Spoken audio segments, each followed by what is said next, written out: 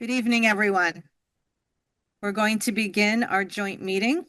Just a couple of quick announcements. We are having some audio issues in the chambers for those guests who are joining us online.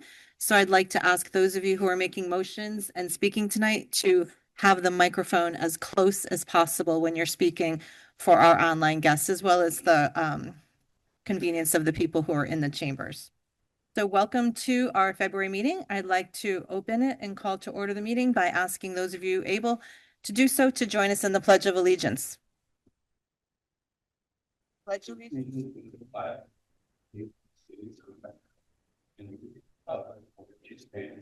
One nation under indivisible, liberty and justice for all. Would the members of the joint meeting please introduce themselves, starting on my far right? David Mykowski, Board of Finance. John Mace, Board of Finance.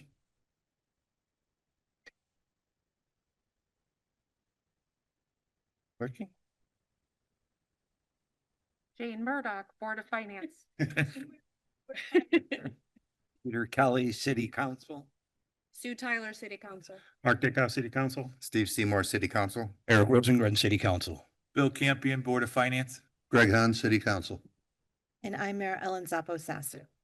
The first item on our agenda is the approval of the minutes from January 13th, 2026.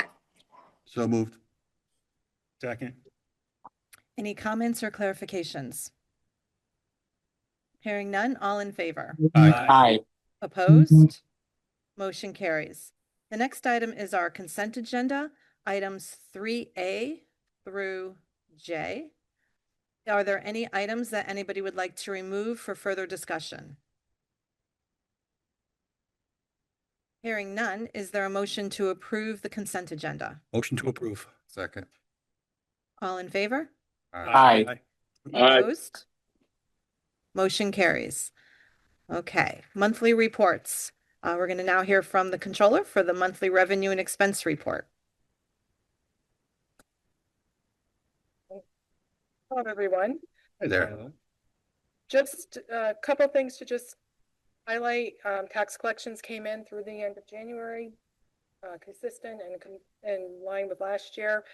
I know there were a couple of deposits that are not reflected here that came in like on February 1st, because that was the last day, February 2nd, actually, for them to come in. So that we reflected in the next report was a couple of $1 million. So that $159 million number actually is a little bit more through all the collections that were due on January 31st.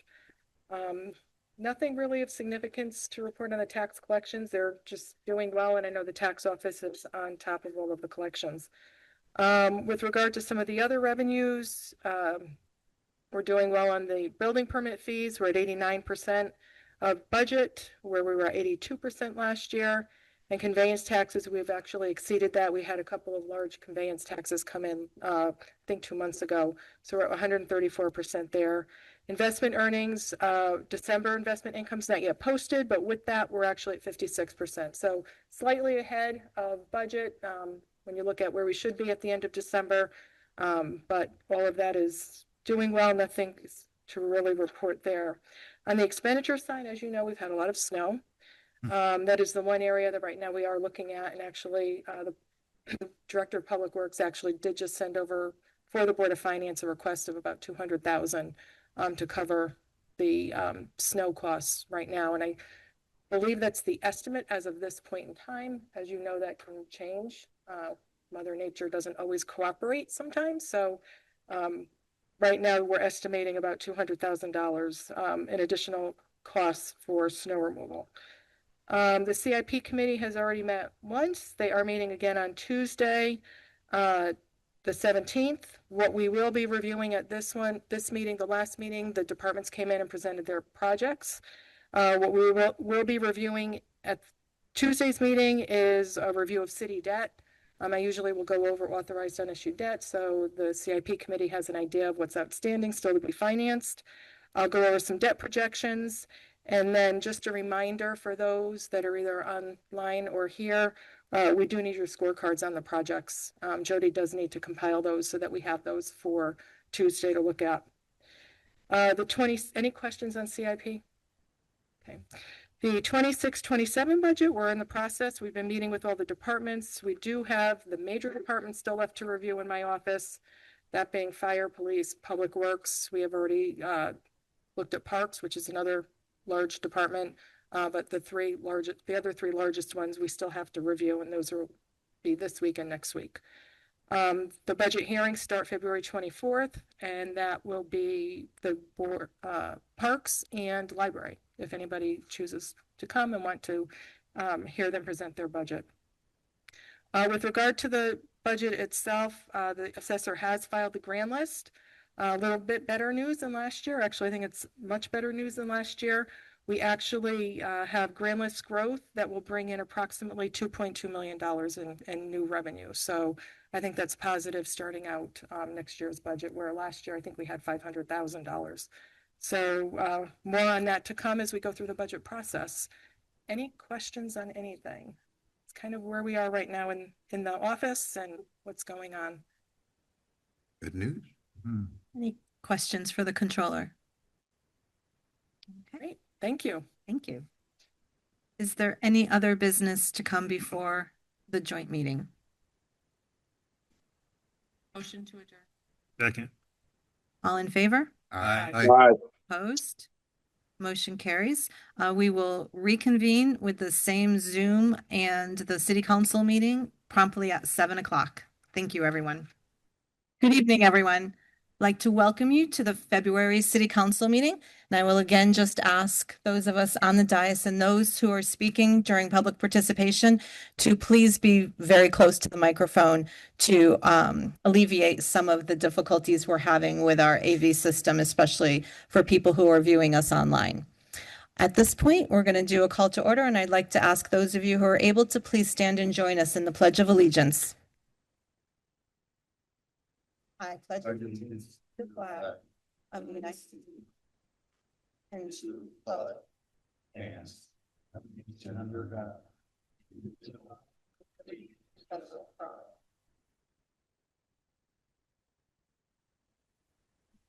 Tonight, we have a special guest with us, Joe Caminiti, who is again putting on his traveling shoes and heading off to the Iwo Jima National Remembrance. And I think he's traveled more than I have at the age of 101. And it's very impressive and very exciting for the city of Bristol to have you representing us.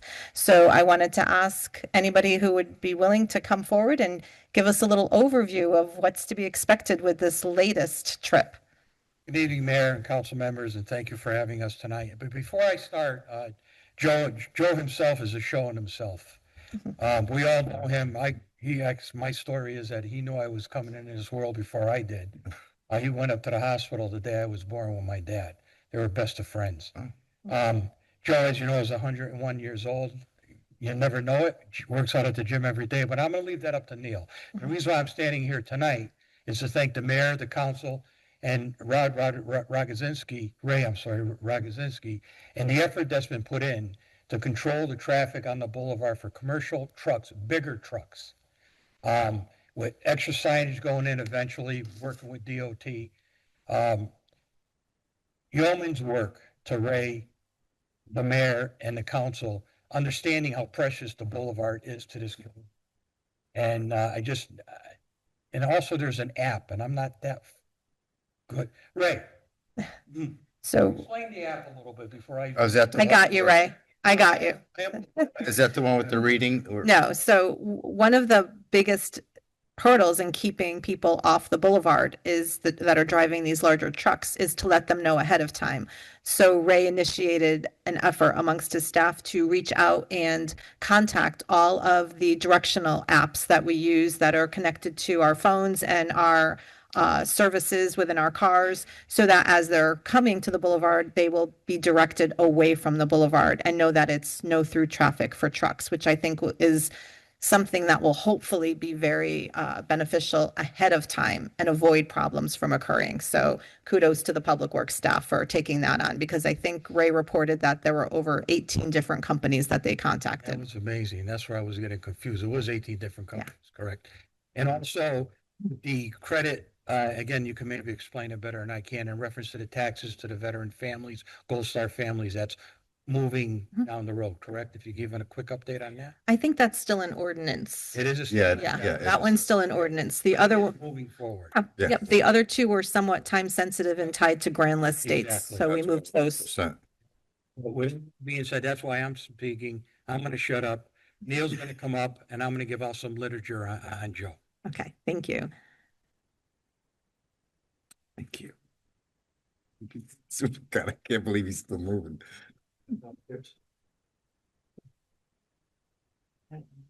Thank you. Thank everyone to come in and speak about Joe Caminiti. The reason I'm here, well, two reasons I'm here. Number one, I made a promise to him.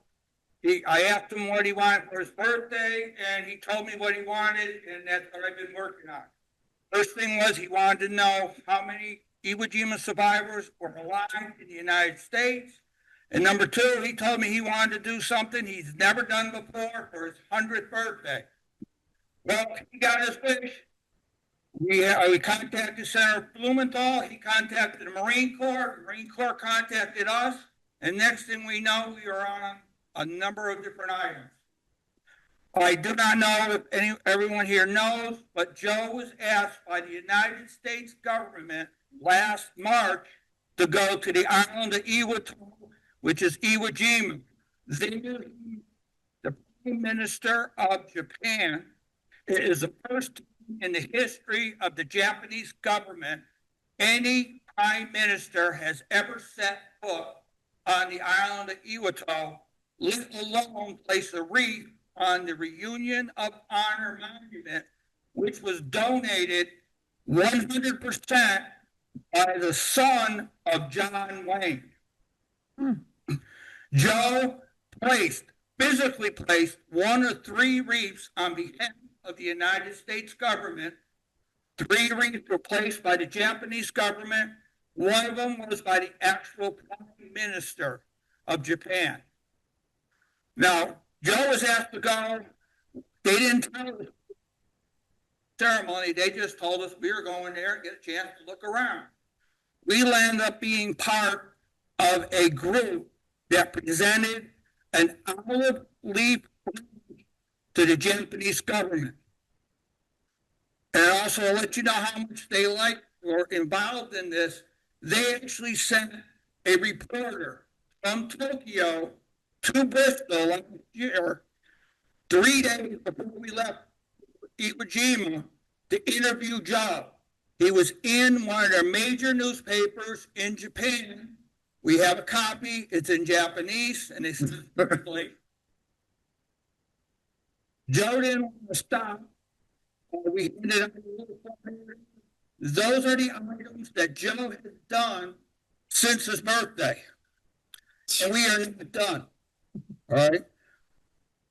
On the 19th of this month, we have been asked by the United States Marine Corps, United States Navy, and the Iwo Jima Association of America to bring Joe down to D.C. to take part in one of many honoring Iwo Jima survivors and those that died in Iwo Jima. We have also gotten a personal request from the ambassador of Japan to be there. He has also asked us to return back to Iwo Jima this year, but for personal reasons, we are unable to go. While we are in D.C., Joe will have the honor of placing a wreath on the Marine Corps statue, the World War II statue in honor of all those that fought in the Pacific, and he will have some type of honoring at the Museum of the Marine Corps. We don't know what it is. We'll find out when we get there.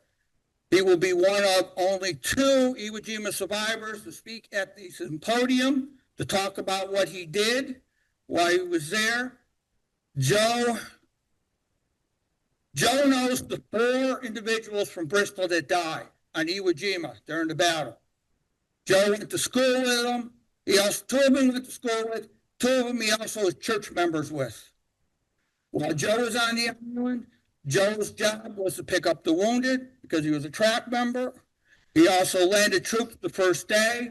He is one of the individuals that was on the island for all 36 days of battle. He took care of the wounded. He picked up the dead. He's a number of people he saved during the battle, but we have no record of how many he saved. He picked up many bodies. We don't know how many bodies he picked up. 100 from Connecticut were killed on the island. We don't know how many of that 100 he actually transported. If you ever talk to Joe, he's going to tell you, I'm in no hearing. I did what I was told. The real hearings are under the ground. They didn't come home.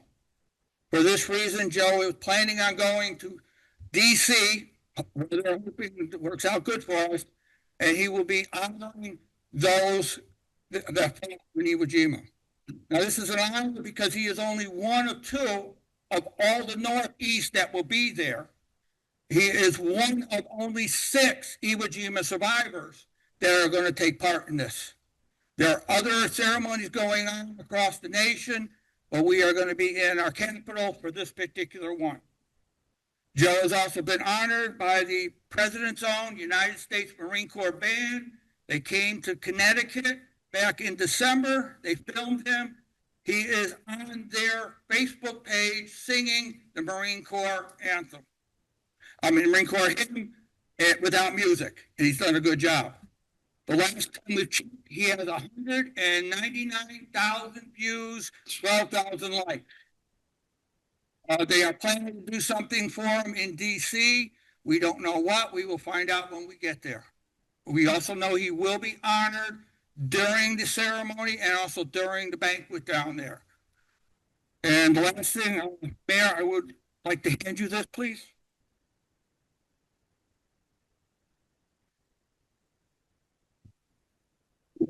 Thank you. It's coming to a list of the ceremony, reunion of honor. This is not a list of who was there. This is a list of who participated and what they did. To give you an idea, Joe took the Minister of Japan, saw his whole parliament, and the governors of small islands. Plus, they're military people. So I could say what Joe participated in is something that has never taken part. The ceremony has been going on since 75, but this is the first time any prime minister has taken part. Joe is the first and only Iwo Jima survivor to date to take part with any prime minister of Japan. So that is an honor right there. And also, he's 101. He'll be 102 shortly.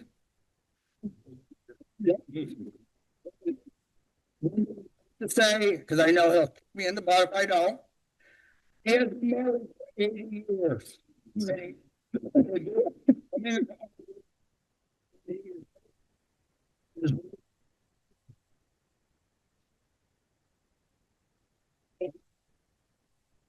And for that,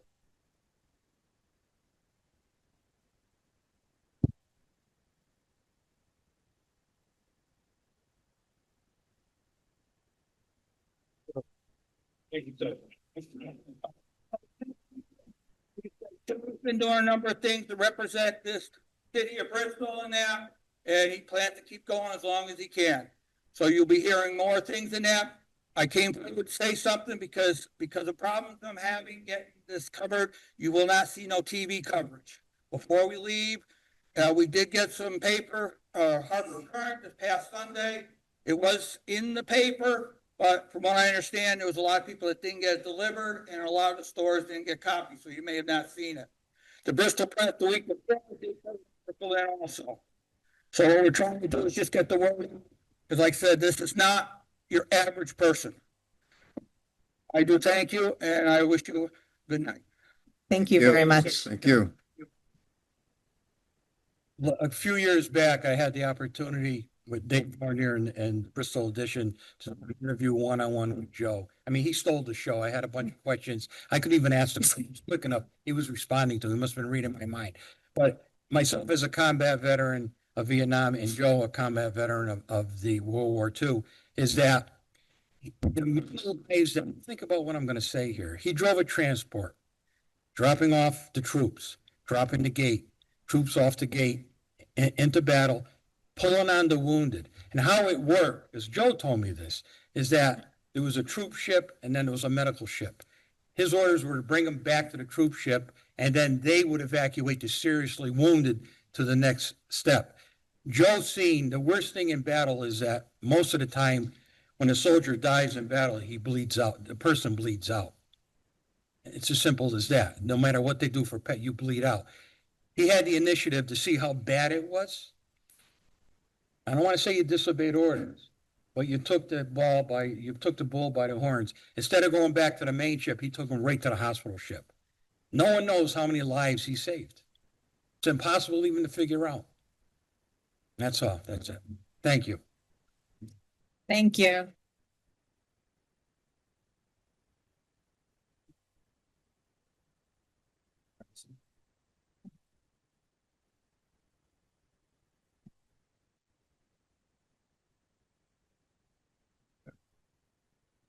Next up for opening ceremonies, I'm going to ask Amy Wernicke from Veteran Strong to come forward.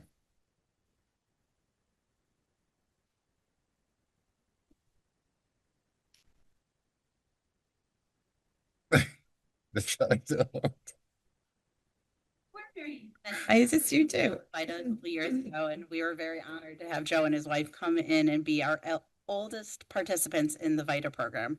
That's great. So my name is Amy Wernicke. I am the Finance and Fundraising Director at Veteran Strong Community Center. And today I'm here to talk to you about two quick items. The first thing is our 6th annual Patriots Day ceremony that will be taking place on Friday, April 24th at the Bristol Senior Center. This tradition started some people might recognize this. In Boston is where you see it the most. Patriots Day is recognized. It's when the Boston Marathon is run. Connecticut several years ago joined a handful of states in recognizing Patriots Day, where we honor veterans who continue to give back to their community. So their service didn't stop when their military contract ended. They came home and they continued to make a difference. So we are looking for people from the community to nominate a veteran. Does not have to reside in Bristol, but they have to give back to the Bristol community. What they did in their time of service is less important, and we're really focused on how are they changing our community. So if anyone has a veteran in mind and would like to nominate them, there's a nomination form on our Facebook page or on our website, but you can also email Veteran Strong at info@vetstronginc.org with your nomination. And we have information about our ceremony on the 24th. If anyone would like to attend, it's a buffet dinner and it's $25. The second item of why I'm here is we were very honored to receive a grant last year from the Connecticut Problem Gambling Association. And we really jumped in at Veteran Strong to see the impact that gambling is having, not only on our veterans, but on our community as a whole. And March is designated as Problem Gambling Awareness Month. It's a nationwide initiative dedicated to increasing public awareness of gambling problems and promoting the availability of prevention, treatment, and recovery services. Problem gambling encompasses gambling behaviors that disrupt or harm personal, family, or professional pursuits.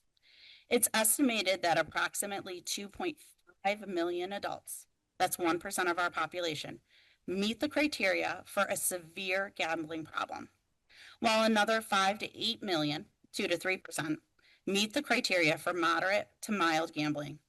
Veteran Strong Community Center is proud to be part of the Regional Awareness Gambling Team, and we represent Bristol in Region 4.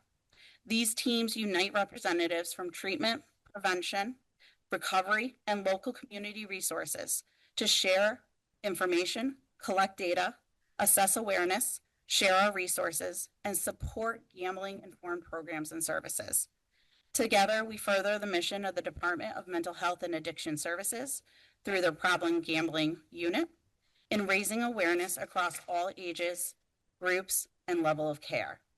If anyone is interested in bringing a community conversation on gambling to their department, to their workplace, both myself and Donna have been trained. Donna's our executive director, to share this information, and we'd be happy to provide this free training.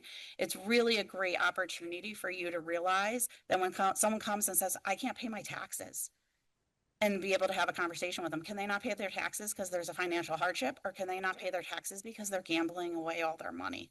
And making sure we connect them to the right resources. Gambling is at our fingertips now, and Connecticut is seeing astronomical growth, not only from FanDuel and all the online betting, but also because we have such easy access to 3 physical casinos. So I'm here today to ask the city to please to make the effort to recognize March as Problem Gambling Awareness Month. Okay, and we are prepared to do so. I have a proclamation that says, whereas the National Council on Problem Gambling has designated March as Problem Gambling Awareness Month, and whereas problem gambling is treatable and treatment is effective in minimizing this harm to both individuals and society as a whole. Therefore, I, Ellen Zappo Sasu, Mayor of the City of Bristol, do hereby proclaim the month of March as Problem Gambling Awareness Month and encourage all citizens to support the National Council on Problem Gambling and their efforts to mitigate gambling-related harm nationwide. So thank you for your efforts. I know that it's a Veteran Strong specific grant, but I think that there is definitely benefits for everybody in the community.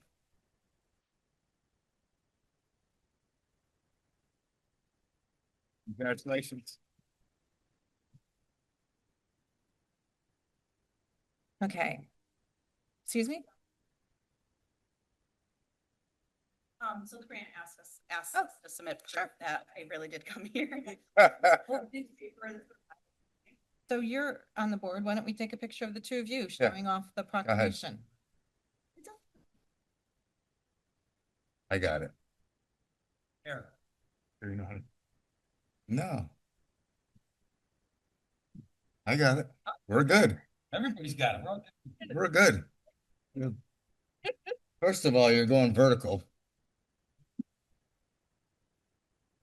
You want to do Sue first, and then you can do me. So we're not looking everywhere.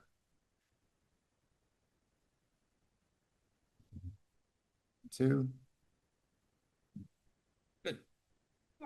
Thank you.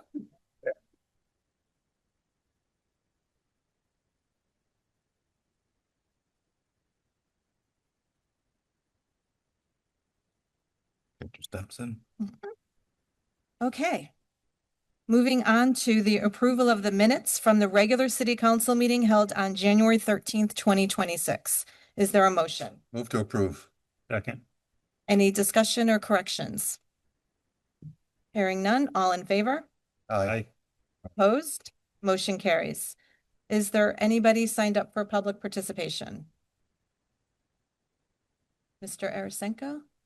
Okay, I saw your name on the list. Can come up. Or anybody others? Okay. Okay, so our one public participation in-house is Mike Arasenko.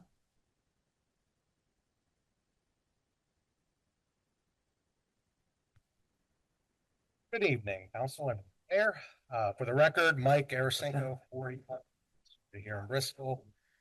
I apologize for looking like a slob. Vanessa got home late and I got food stamps because Alex was having a food fight with me, so that was fun. I don't know where to begin.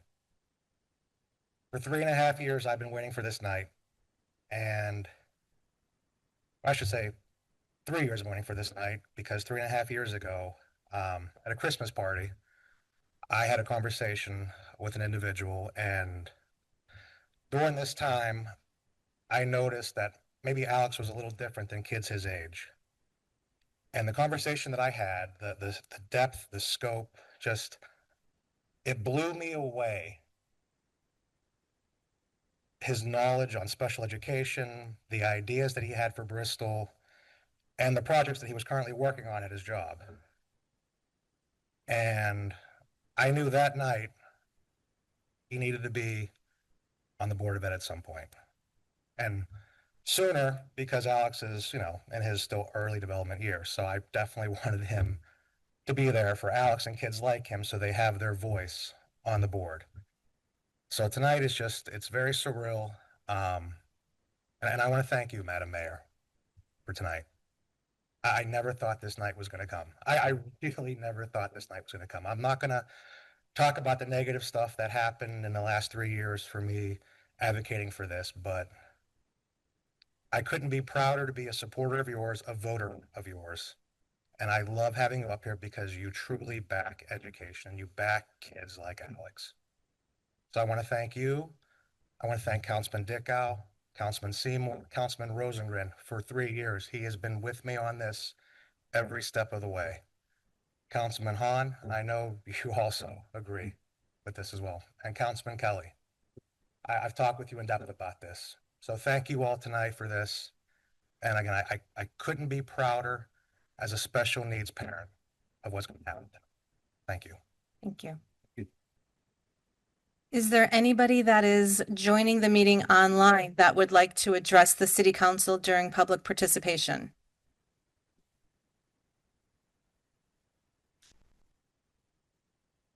Me neither.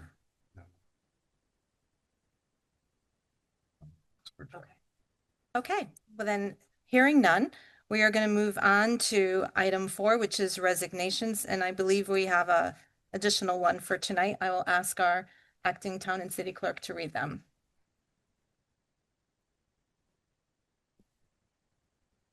Okay, so there's 3.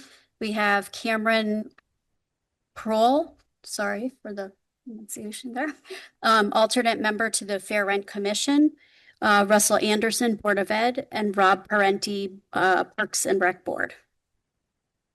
Is there a motion to accept the resignations and send a letter of thanks? So moved. Second. Discussion. Hearing none, all in favor? Aye. Opposed? Motion carries. Okay, we do have a short list of February 2026 appointments tonight. I'm going to start with the appointment of Connie Cohen, an unaffiliated voter, as an alternate member to the Fair Rent Commission representing landlords for a term to May of 2028. So move. Second. Discussion? Hearing none, all in favor? Aye. Opposed? Motion carries. The next one is to appoint Jason Messier, a Republican, to replace Daphne Delgado, an independent, as an alternate member to the Bristol Historic District Commission with a term to February of 2031. So moved. Second. Discussion? Hearing none, all in favor? Opposed? Motion carries. The next is to reappoint Frank Stosky, a Democrat, to another term running through February of 2029 for the Public Works Board. So move. Second. Discussion. Hearing none, all in favor? Aye. Opposed? Motion carries. Next is to appoint Zachary Mayer to a term through August of 2026 to the Bristol Early Childhood Collaborative. So moved. Second. Discussion. Hearing none, all in favor? Aye. Opposed? We also have a slate that has been sent over from the Board of Education for the Bristol Central High School Roof Replacement Building Committee.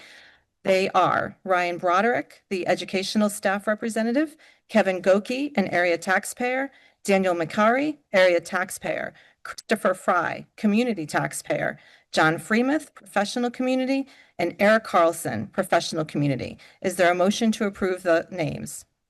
So moved. Second. Any discussion? They are joining Peter Kelly, who we appointed as the city council representative to this committee back at the December city council meeting. Peter, take note of that. We're on that committee. All right, all in favor? Aye. Opposed? Motion carries. And last but not least, tonight I am very proud to put the name of Robert Parenti into nomination for the Republican Board of Education vacancy that has occurred due to the resignation of Russell Anderson. While some of you may know him due to his recent term as the city treasurer, he also, by occupation, is a special education teacher in the town of West Hartford. But previous to that, his resume is even more impressive. He was the chief education officer for an education-based company. He was the director of teaching and education for the Oak Hill School. He was also the director of business operations and special services for EdAdvance, which is a nonprofit regional education service center. And he also has a master's of business administration, a master of arts, and a BA in psychology, as well as an education administration certificate.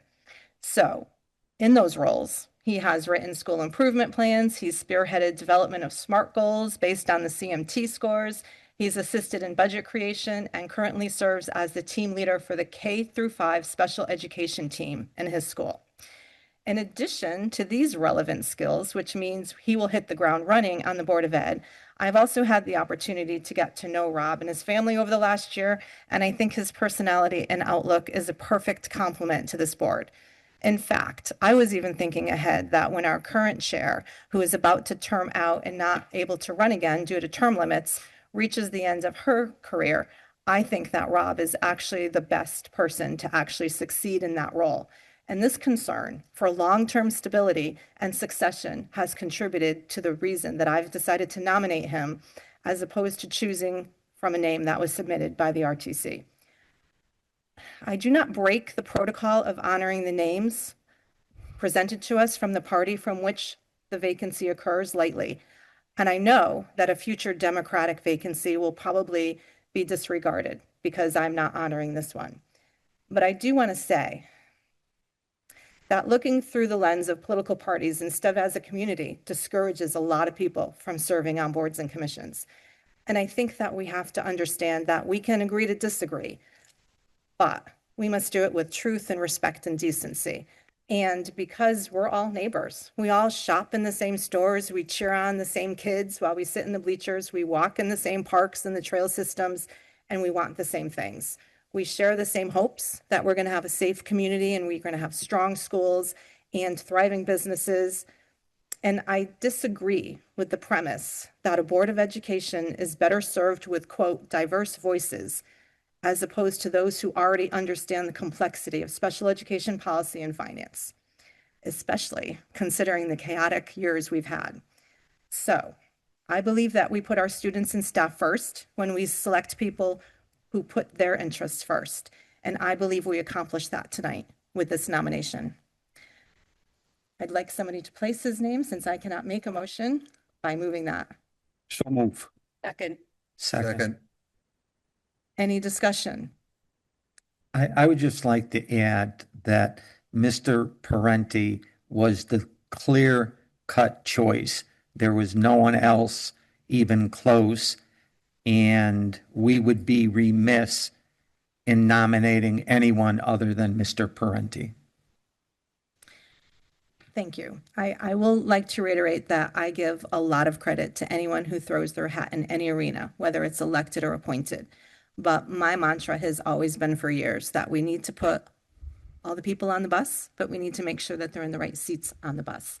So for anyone watching this meeting or interested in serving on a board or commission, please let us know. Reach out to your council members, contact my office. We're actually conducting interviews right now because as of tonight, we have 2 vacancies on the Parks Commission.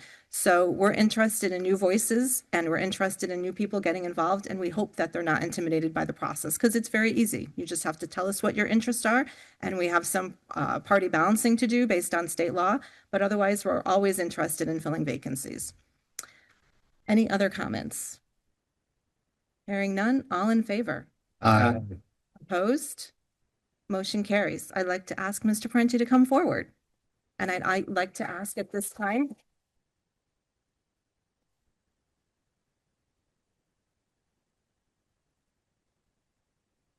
Would you like your family to join you up here while you take your oath? Sure. Okay. Margo and Alex, come on up. Just so the council knows and the mayor knows, this was not the first Parenti being sworn in today. This one just was sworn into the Youth Commission this afternoon. Congratulations. Congratulations, Alex. Thank you. Okay, Marina, please do the honors.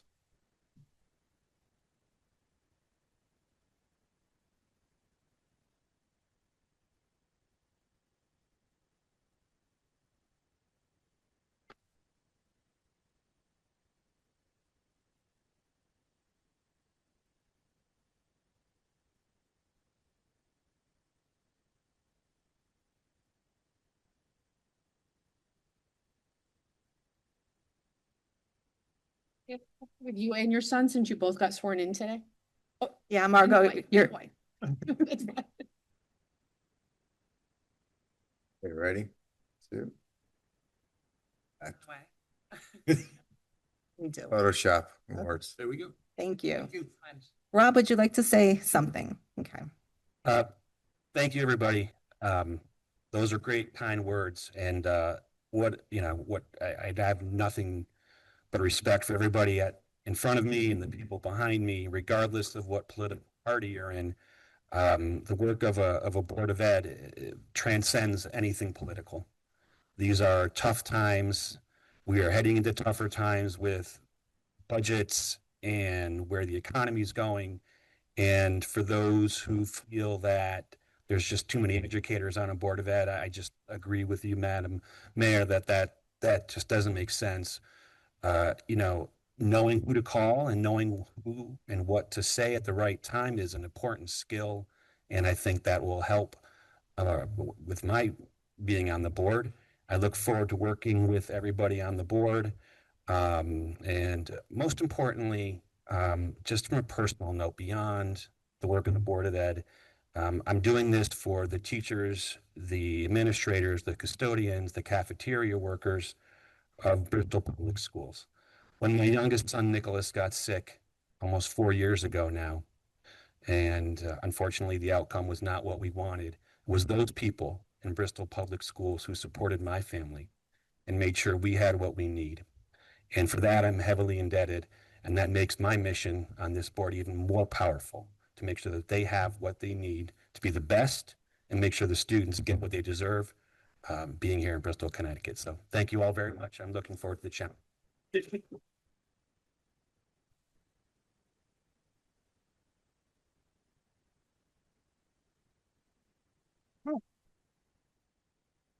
Okay, Oh, yeah. I'm sorry. moving on. We're going to move to announcements, and I will start on my far left with Councilman Kelly. Do you have any announcements? Yes, I do, Mayor. In conjunction with Black History Month, I'd like to read an excerpt from a letter of Martin Luther King Jr. from the Birmingham jail in 1963, and it's very much relevant to what's happening today. And I quote, "We will have to repent in this generation, not merely for the hateful words and actions of the bad people, but for the appalling silence of the good people." Thank you. Thank you. Your other announcement? You have another announcement? I have a committee report. Okay. And on. Really, over the last few years, the Rockwell Theater has been running a theater and getting more and more events. And every year, it seems to be more successful than the previous year, thanks to their efforts. So I wanted to mention a couple things that are going on at the Rockwell Theater this season. Of course, we had the Neil Young experience last weekend and the weekend before. Everyone had a great time. But coming up, it's a diverse group of concerts, but the next one is the K-pop dance team. Now, for those that don't know about K-pop, if you have kids, you know they sing it all the time, so it's more for the kids. On March 14th, we have Fleetwood Mac, a Fleetwood Mac experience. On April 25th, we have a vocal jazz group called Impact. And then on May 2nd, it's Taylorville. You can guess what that is. On May 9th, we have a Steely Dan tribute. And then finally on May 30th, Eaglemania. Tickets are on sale, and please support the Rockwell Theater. It supports our parks and rec, and it's a great time and a wonderful experience. Thank you. And Rosengren, I have no announcements this evening. you're my favorite so far. All right, I have one for the Bristol Public Library. The Friends of the Bristol Public Library are hosting a used book sale on February 26th and 27th and 28th, beginning at 9 a.m. On Saturday, all books are half price, and on Sunday, March 1st, you can pick a bag of books for $5. They have books for adults, teens, and children, hardcover and softcover, audiobooks, and CDs. All proceeds go to the support of the programs that the Friends fund for the library throughout the year. That's all I had for that. Great sale. Councilman Dicko. No, this morning I received a call from my cousin Jennifer letting me know that my aunt, retired Bristol Central High School English and writing teacher Gail Dickow, passed away last night. She was a teacher at Bristol Central High School for over 50 years. Anyone that knew her as a teacher loved her and could only say the nicest things about her.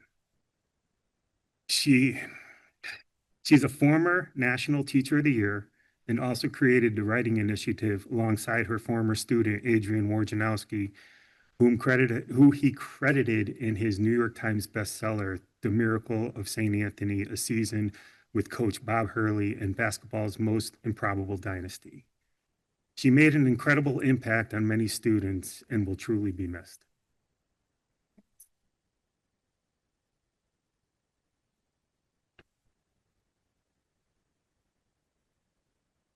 Sticking with the theme of cold weather, I just wanted to announce that the governor's severe cold weather protocol, which has been in effect, I believe, this whole entire winter almost, was supposed to expire today, and it has been extended to Sunday, February 15th at noon.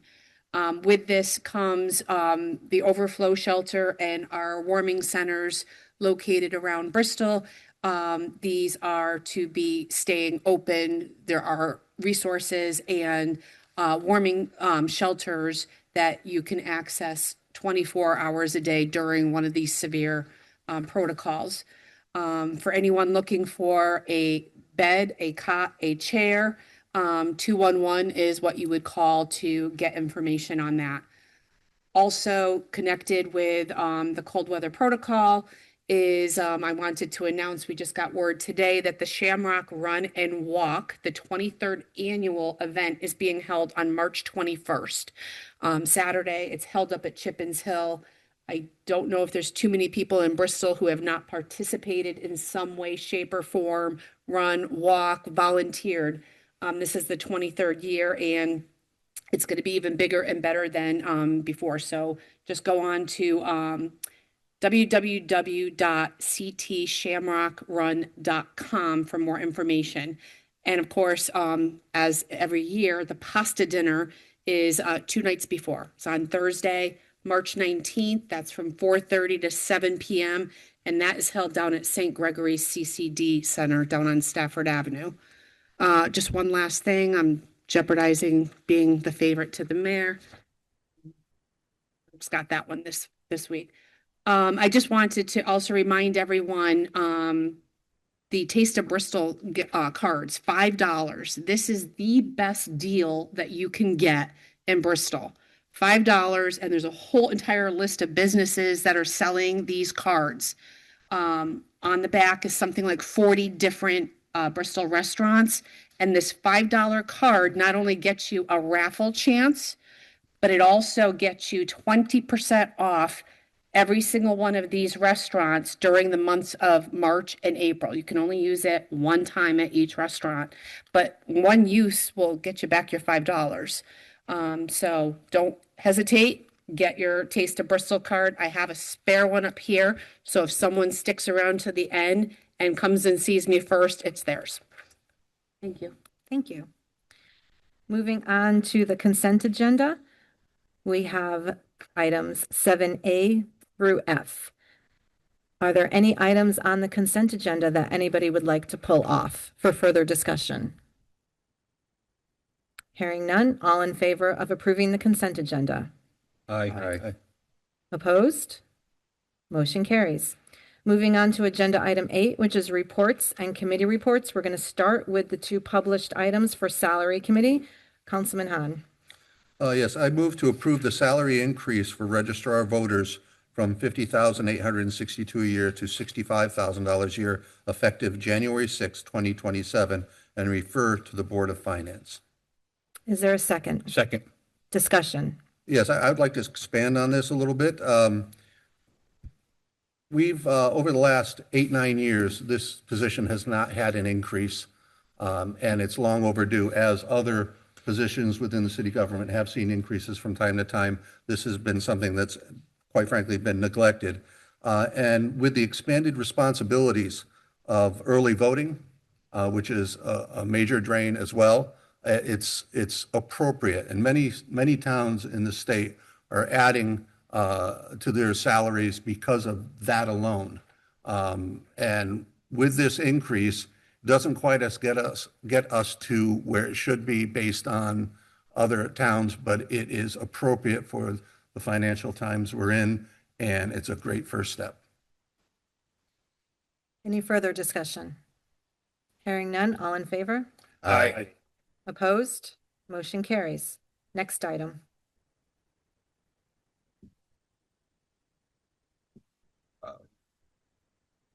I move to approve the amendment to the Personnel Policy and Procedures Appendix A of non-bargaining full-time employees supplement to add sick leave donation option. Second. Discussion. Yeah, again, I'd like to expand on this a little bit. Employees in Bristol have the opportunity to donate their sick time to other employees in need. And for the most part, a large part of the city employees are able to do this. There is just one section, the non-bargaining, which amounts to 13 people, were not able to do that. And they wish to add that to their ability. So this is not a groundbreaking for the city of Bristol. This is just to make sure that everybody is on equal ground and is able to do this. Any further questions? Hearing none, all in favor? Aye. Opposed? Motion carries. Now, Real Estate Committee, Councilman Hahn. I hereby move that the city-owned property known as 81 Church Avenue, Lot 22, on Tax Assessor's Map 43, AKA Firehouse Number 3, Forestville, be referred to the Planning Commission for a Connecticut General Statute Section 824 report, specifically to address whether this city building should be sold. I further move that this property be referred to the tax assessor and purchasing agent to conduct an appraisal to determine a fair market value should be on this property be sold by an outside real estate agent or through RFP process. I further move that this matter be referred to Parks, Recreation, Youth and Community Services, Public Works, and Bristol Water and Sewer to determine if they have any aforementioned departments have an interest in utilizing the property. Second. Discussion. So as Engine 3 is about to relocate to their new headquarters, we're just trying to get a head start on selling this building and putting it back on the grand list. It is the first step, yes. Okay, all in favor? Aye. Aye. Opposed? Motion carries. And I believe we have another one from the Real Estate Committee. I hereby move that the real property known as 112 Ambler Road, Lot 220, on Tax Assessor's Map 20, be referred to the Planning Commission for a Connecticut General Statute Section 8-24 report, specifically to address the Board of Park Commissioners' possible interest in acquiring this property to help preserve the Hoppers Burge Pond to allow for future indoor program space and/or maintenance building to support the park. Is there a second? Second. Discussion? Hearing none, all in favor? Aye. Opposed? Motion carries. Moving on to Councilman Dickow and the Ordinance Committee. In accordance with Section 41F of the Charter of the City of Bristol, I hereby move that the reading of the proposed amendments to the Code of Ordinance to be introduced this day pertaining to Section 4-8, Animals and Fowl, be waived. Is there a second? Second. All in favor? Aye. Opposed? Motion carries. I hereby move that the time and place of Tuesday, March 3rd, immediately after the adjournment of the regular ordinance committee meeting in meeting room 1-1, City Hall, first floor, 111 North Main Street, Bristol, Connecticut, be set for the holding of a public hearing thereon by the ordinance committee, and that the city clerk publish notice of said public hearing and the proposed amendments to the Code of Ordinance required by the city charter. Second. Discussion. Hearing none, all in favor? Aye. Opposed? Motion carries. I think we're still with ordinance. I hereby move that section 18-167 through section 18-171 of the Code of Ordinance of the City of Bristol, Connecticut is hereby amended to read as follows. I further move that the city clerk publish said amendments and additions to the Code of Ordinances and that they become effective upon expiration of 14 days from the date of their publication in a newspaper of general circulation in the city of Bristol. Additions are underlined and Okay, is there a second? Second. Discussion. Hearing none, all in favor? Aye. Opposed? Motion carries. Councilman Tyler, do you have the next ordinance committee? Yes, I make a motion in accordance with section 41F of the Charter of the City of Bristol to waive the reading. Second. All in favor? Aye. Opposed? Motion carries. Okay, I make a motion, I hereby move that the town, in accordance with section 41F of the Charter of the City of Bristol, the following amendments to the Code of Ordinances are hereby introduced. I hereby move that the time and place of Tuesday, March 3rd, 2026 at 4:47 p.m. in Meeting Room 1-1, City Hall, first floor, 111 North Main Street, Bristol, Connecticut, be set for the holding of a public hearing thereon by the Ordinance Committee, and the city clerk publish notice of said public hearing and proposed amendments to the Code of Ordinances as required by the city charter. Second. Discussion. Hearing none, all in favor? Aye. Opposed? Motion carries. It looked like she was. Okay, Councilman Tyler, you have the next one too from ordinance? In accordance with section 41F of the Charter of the City of Bristol, I hereby make a motion to waive the reading. Second. Discussion? Hearing none, all in favor? Aye. Opposed? Motion carries. Okay, I make a motion in accordance with section 41F of the Charter of the City of Bristol. The following amendments to the Code of Ordinances are hereby introduced. I hereby move that the time and place of Tuesday, March 3rd, 2026 at 4:52 p.m. in Meeting Room 1-1, City Hall, first floor, 111 North Main Street, Bristol, Connecticut, be set for the holding of a public hearing thereon by the Ordinance Committee, and the city clerk publish notice of said public hearing, and that the proposed amendments to the Code of Ordinances are required by city charter. Second. Discussion. Hearing none, all in favor? Aye. Opposed? Motion carries. Councilman Seymour. I'd like to make a motion to waive the reading. In accordance with section 41F of the Charter of the City of Bristol, I hereby move that the reading of the proposed amendments to the Code of Ordinances to be introduced this date pertaining to section 21-31 be waived. Second. Discussion? Hearing none, all in favor? Aye. Opposed?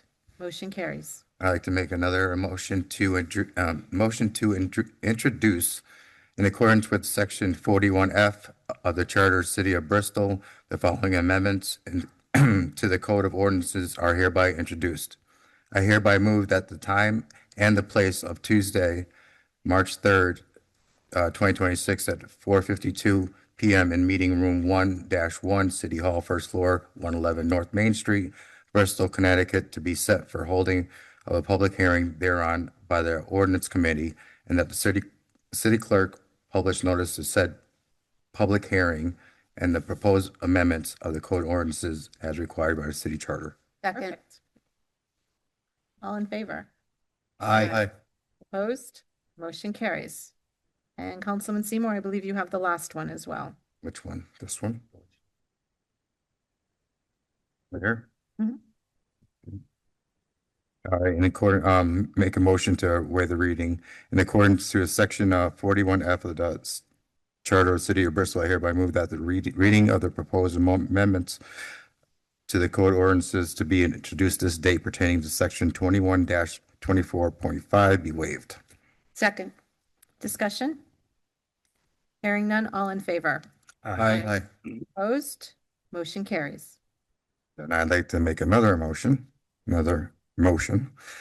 In accordance to Section 41F of the Charter of the City of Bristol, the following amendments to the Code of Ordinances are hereby introduced. I hereby move that the time and the place of Tuesday, March 3rd, 2026 at 4:55 p.m. in Meeting Room 1-1, City Hall, first floor, 111 North Main Street, Bristol, Connecticut, be set for the holding of a public hearing thereon for the Ordinance Committee, and that the city clerk publish notice of said public hearing and propose amendments to the Code of Ordinances as required by city charter. Second. Discussion. Hearing none, all in favor? Aye. Opposed? Motion carries. Thank you, Ordinance Committee. That's a lot of work to Yeah. be moved out. Moving on to other committee reports. I'll start on my far right with Councilwoman Tyler. I do not. Yes, you do. You said you were going to start that. Oh. Just under the police commission, we have at our next police commission meeting 1 week from tonight, which is February 17th at 6 p.m. here in the city council chambers. We will be having discussion and debate on having traffic cameras being utilized here in Bristol. And as we move toward that date, the Police Commission is working to review a document prepared by the police leadership that will be frequently asked questions that will help center that argument. So people who have concerns or questions can have information going into that meeting that will be helpful to guide that conversation. So we'll be circulating that probably in the next day or so. Any other committee reports? I think that's it. Councilman Dickow, any other committee reports? Yes, I do. I have a letter of intent with First Light Power Services, LLC. On behalf of the Energy Commission, the Purchasing Department solicited and received proposals for securing non-residential renewable energy solutions, NRES, revenue from renewable energy sources. The NRES program is an initiative driven by the State of Connecticut Department of Energy and Environmental Protection and managed through Eversource, wherein developers are incentivized to generate solar sites. The program requires the developer to partner with the municipality to have electricity accounts that would offset the renewable energy generated. In return for agreeing to offset the electricity accounts, the developer provides a revenue stream to the municipality via a share of the project revenues. First Light Power Services, LLC, has submitted a proposal that includes development of a solar site in Kent if the NRES project's application is accepted by Eversource. The city would be projected to receive $800,000 in revenue over the 20-year life of the agreement, or $60,000 annually. The firm's qualifications have been sufficiently and successfully reviewed by purchasing staff and the CCM's energy advisor, Titan Gen LLC. If the project applications are successful, formal agreements would be entered into between the city and the developers. I therefore, that's it. Oh, I got to do the. Yeah, you have to do the motion now. I therefore respectfully request that you include the following motions on the agenda for the next meeting of the City Council. To authorize the mayor, I move to authorize the mayor or acting mayor to execute a letter of intent with First Light Power Services, LLC, as a solar development partner to enter into a non-residential renewable energy solutions, NRES, revenue sharing agreement with the City of Bristol. Is there a second? Second. Discussion. I mean, you had me at revenue stream. Question Every little bit helps. Yes. Did you say that this is going to be in Kent? Yes. Yes. Okay, so not in Bristol. Not in Bristol. It's the beauty of the program. So how do we make revenue from? sorry. Go ahead. It's off-grid metering. So they'll generate the power over there, and whatever they generate gets put over to us. So it's not on our properties, but we reap some of the benefits. The mayor would probably be better to tell you, because I was doing this with the housing authority a little bit as well. Right. They just need, it's complicated, but there's Yeah. a partnership piece, and Eversource has to have these types of relationships in place. We did some of them In fact, I think one of the ones in Bristol, if I recall, actually offloads energy to other towns. It might be the one that was on the Roberts Orchards, but there's all different types of solar array arrangements. These are being vetted by Titan, who the Energy Commission uses as a consultant, and we're using the CCM consortium as well. So again, if you asked me to explain it in any better detail than that, I trust our consultants, and it's going to bring us So we won the lottery $60,000. and we have revenue coming in. And yes. Okay. And we don't have to look at all the scatter tickets because they're not going to be littered in our community. Okay. So we had a motion and a second, I believe, right? Okay. Any further conversation? Hearing none, all in favor? Aye. Opposed? Motion carries. And we are sending that motion down to you, Marina, so you'll have it. Got it. Okay. Keep moving it. Okay. All right. Moving on to committee reports. Yes, I have the opioid prevention task force met for the first time since October. And there's been a lot of work. There's a lot of work to do. There's several programs already in place, from the community wellness officers, the health district calling after an overdose happens to provide follow-up care, and what works best for the substance-free grant out of the youth services.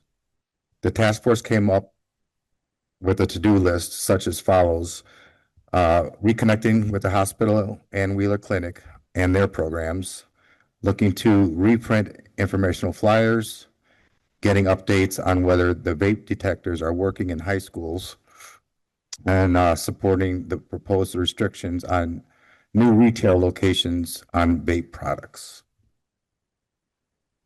Thank you. Rosenberg. I just have a quick one on the Fair Rent Commission. The last meeting at the end, there was some mention of some new training for it's state training seminar for some of the commissioners on there. Being that it's a newer board, some of the people on the commission are going to take advantage of that, and hopefully we'll get some more information and better responses back, and see how other commissions are doing it. So hope to see that. And anybody interested to go to the next Fair Rent Commission, it will be February 25th, 6 p.m. Thank you. Anybody that's come into City Hall has seen that it's a beautiful place, new building, but the walls are empty. And the Arts and Culture Commission wanted to do their best to help with this. In the last City Hall, we had artwork from students across Bristol that was showcased, and we missed that. So the Arts and Culture Commission is putting a program, an opportunity to recognize and showcase Bristol Public Schools artistic achievement. And basically what it would do is every teacher within the Bristol school systems will have an opportunity to present one piece of art that would be framed and hung in City Hall with a plaque for the child that has donated it to the city. And we'll have a small program or reception for the students, their teachers, and the public and city officials to come in and recognize these young artists. This is in its infancy. We're starting to reach out to the teachers. It's been very well received, and we look to get this going quite quickly in the next few months. So that's something to look forward to from the Arts and Culture Commission. Another thing is there was a sculpture that was donated by residents of Bristol, or the money to purchase a sculpture. And so that's been on the way as well. You'll see more on this in the coming weeks. But right now they're looking for a place to place the sculpture, and it'll be a nice addition to the town. Thank you. Thank you. Councilman Kelly, committee reports. Yes, we had our first capital improvement committee meeting last week, and what this is it's a part of the budget process where any requested item over $100,000 is considered, and then it's put into a priority order. And this includes such things as school projects, fire trucks, bridges, police radios, park improvements, and other infrastructure projects. And this year, there is $48 million in new projects to consider. And all these projects get funded in a variety of ways, such as cash, grants, bonding, and other sources. So the committee is going to meet a few more times, and then we will be sending our final list to the Board of Finance for final consideration. And your next committee report? Well, you were right, Mayor. That's actually an announcement, and I'll be brief on that. It's time to register for kindergarten again, and we ask that parents do it in a timely fashion because it really helps the school system put their eggs in a row, knowing how many incoming students they have. So we ask that the parents go to the Board of Education website to handle the registration. And once again, as every year, everyone that registers before school ends gets put into a raffle to get a ride the first day of school in a fire truck. So that is about it. Thank you. Okay, moving on to our grant section of the agenda item 9. The first one is to approve the submission of a grant application for up to $7,000 to the Main Street Community Foundation for the purchase of radios and accessory equipment for the Bristol Police Cadet Program, and to authorize the mayor or acting mayor to execute any and all documents related to this grant and to refer to the Board of Finance for any necessary action. So moved. Motion has been made and seconded. Is there conversation? Hearing none, all in favor? Opposed? Motion carries. Agenda item 9B is to approve the submission of a grant application for $25,000 to the AARP to support the renovation of the parking lot at the Douglas Beals Community Center, Senior Center, to authorize the mayor or acting mayor to execute any and all documents related to this grant and to refer to the Board of Finance for any necessary action. So move. Second. Discussion. I will say to the Public Works Director, if you don't get this parking lot done, there's going to be a lot of people looking for you. All in favor? Aye. Opposed? Motion carries. 9C, to approve the submission of a grant application for $5,000 to the Main Street Community Foundation to purchase personal care supplies for seniors in need, to authorize the mayor or acting mayor to execute any and all documents related to this grant, and to refer to the Board of Finance for any necessary action. So moved. Second. Discussion. Hearing none, all in favor? Aye. Opposed? Motion carries. 9D is to approve acceptance of grant funds from the Connecticut State Library for the Connecticut Library 2026 Summer Enrichment Grant Program, to authorize the mayor or acting mayor to execute any and all documents associated with the award and to refer to the Board of Finance for any necessary action. So moved. Second. Discussion? Hearing none, all in favor? Aye. Opposed? Motion carries. Agenda item 10 is our one resolution for the evening, which is to approve a resolution on a proposal to provide additional tax exemptions pursuant to Connecticut General Statute Section 12-81 as amended for military veterans and their surviving spouses, and that the city tax assessor be authorized to take any and all actions to implement this policy on behalf of the city of Bristol and to make such adjustments to the grand list as are requested or required to this policy. So moved. Second. Okay, this is a roll call vote. If there's no questions, I will have the acting town clerk start. Councilmember Dickow, Yes. Councilmember Hahn, Yes. Councilmember Kelly, Yes. Councilmember Rosengren, Yes. Councilmember Seymour, Yes. Councilmember Tyler, Yes. and Mayor. Yes. Okay, the resolution passes. Moving on to agenda item 11, old business. Does anybody on the council have old business? Does anybody have new business? I would just like to recognize that I do believe Representative Hoxa had joined us earlier. He and I are set to have coffee at some point this week to discuss our shared legislative agenda. I was invited on opening day by Representative Fortier to join her for that and listen to the governor's speech and talk with other mayors. Had breakfast with Mayor of Hartford and a few others. The common theme is education funding. I also am having a meeting with Senator Looney next week. Again, same topic. And an item of concern, I did reach out and sent an email to Representative Pavlak, who had posted online that she had referred residents to ICE and that ICE was apparently coming to get them. That was a concern. So I did send her an email asking to have a meeting and she has yet to respond. Is there any other matters to come before the